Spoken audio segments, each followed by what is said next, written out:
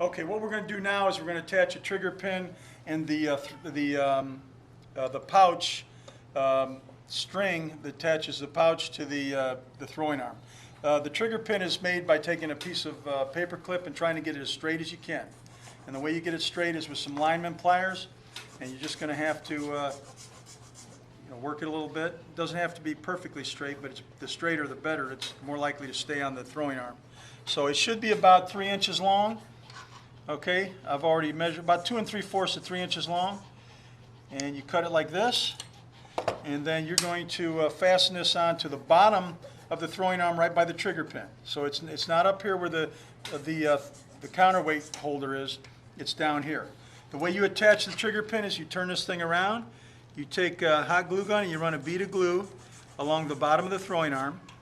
And then you quickly take the throwing pin and you set it on top, so about maybe a 1/2 of an inch or 3/4 of an inch of the trigger pin sticks out from the edge, just like this.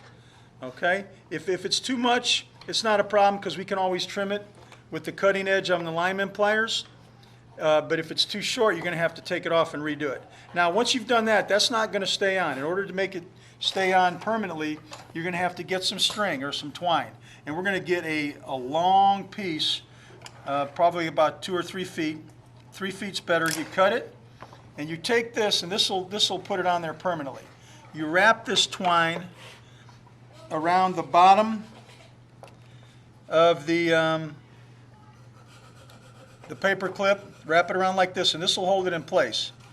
And remember, you can get a long piece of twine because we can always trim the excess when we run it off the outside of this throwing arm. So I'm going to run around here. When I get to the end, I'm going to wrap it around one time around the bottom of the trigger pin, and you should have about 1 foot or more sticking out on the other side.